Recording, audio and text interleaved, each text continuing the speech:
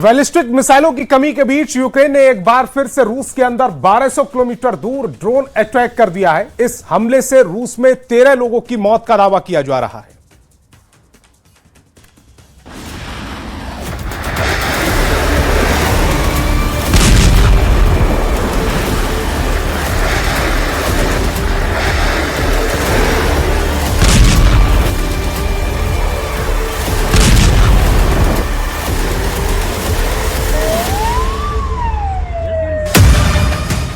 Ukraine के हमलों से रूस में मातम, कुछ घंटों में मॉस्को लेगा बदला।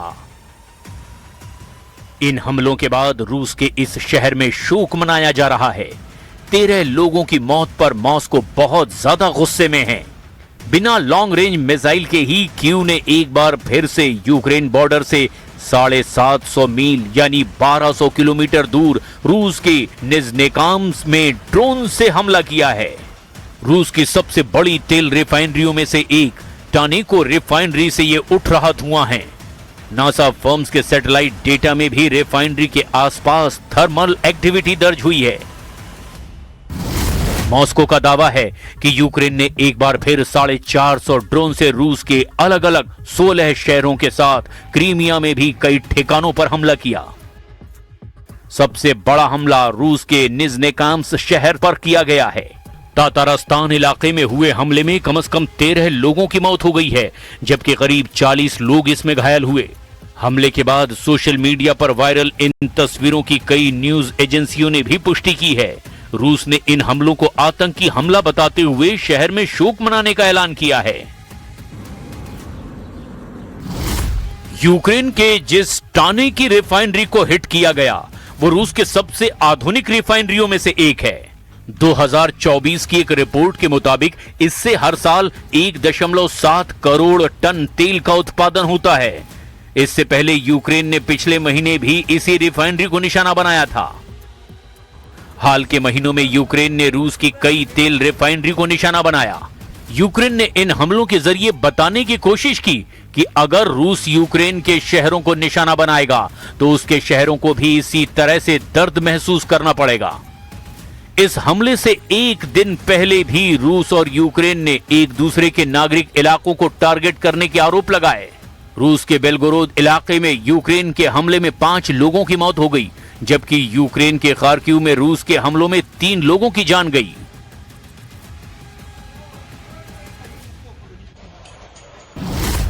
यूक्रेन की खुफिया एजेंसी HERA के उप प्रमुख मेजर जनरल वादिम स्कीबिल्स्की के मुताबिक रूस के बैलिस्टिक हमले अब नहीं रुकने वाले हैं।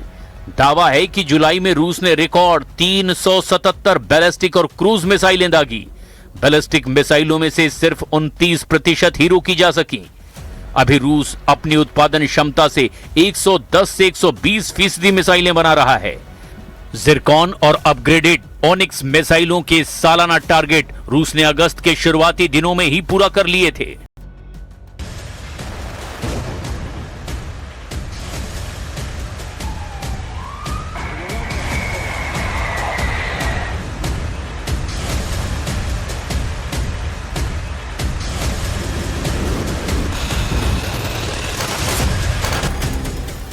यूक्रेन का दावा है कि अब रूस किंजल और K-32 जैसी कम सटीक मिसाइलों का प्रोडक्शन बंद करके सिर्फ बैलिस्टिक मिसाइलों के प्रोडक्शन पर जोर दे रहा है।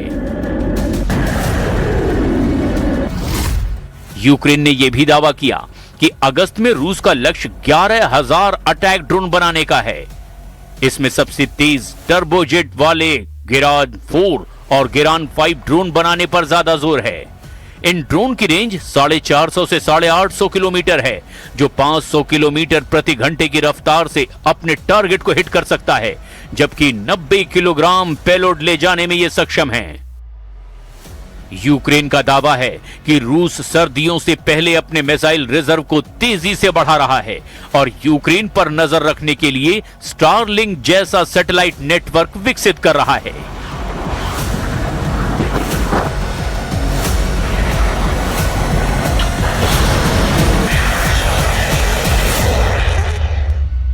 Крім всього, що у них є 3 кільця ППО, вони захищають електрику, енергетичні об'єкти. В принципі, захищають все те, по чому вони б'ють нас, розуміючи, що ми будемо дзеркально відповідати.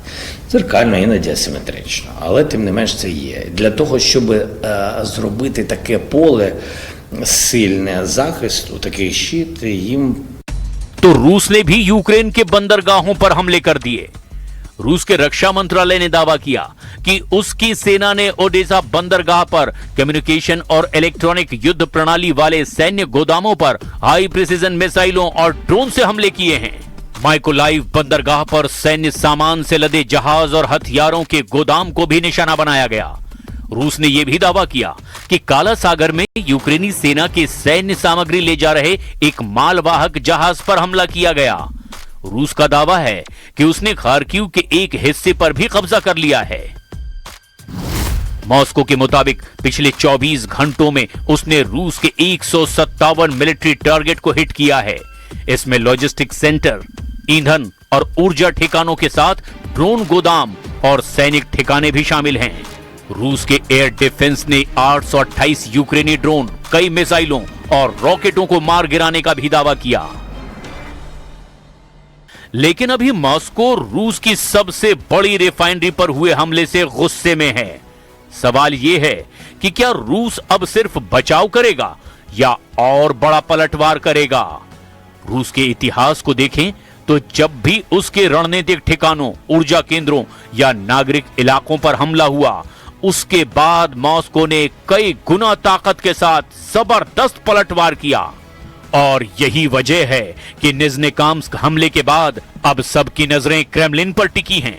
रूस के लिए टानेको रिफाइनरी सिर्फ एक ऑयल प्लांट नहीं है, बल्कि उसकी ऊर्जा सुरक्षा और युद्धकालीन सप्लाई चेन का सबसे अहम हिस्सा है।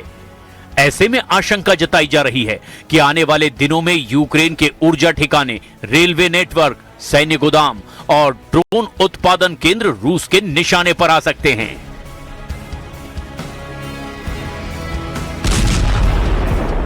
відповідних ударів, тобто там ми проходимо, вони її посилюють, але ми проходимо.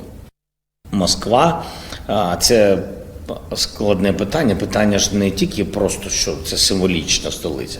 Ми ж відповідаємо на їх удари, але скільки б у тебе не було ППО, в будь-якому випадку ППО розряджається, і все одно ми будемо знаходити технології, щоб їм відповідати, і вони це відчували. І також ви бачите і енергетичні об'єкти, і навіть після того, як вони почали бити.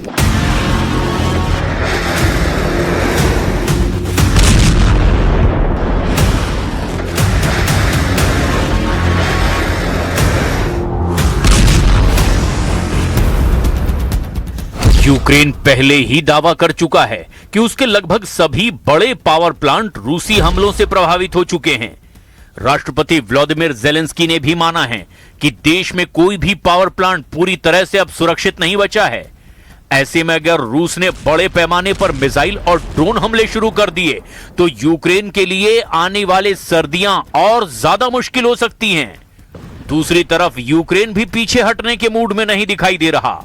कीव कई बार कह चुका है कि रूस के अंदर मौजूद तेल रिफाइनरियां, एयरबेस और सैन्य फैक्ट्रियां ही मॉस्को की युद्ध मशीन को ताकत देती हैं।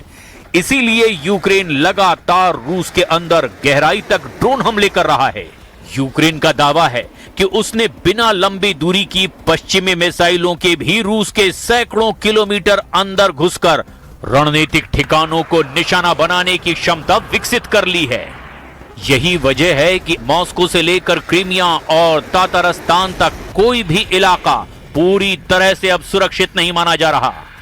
2026 में यूक्रेन ने रूस की कम से कम 24 बड़ी रिफाइनरियों को निशाना बनाया है।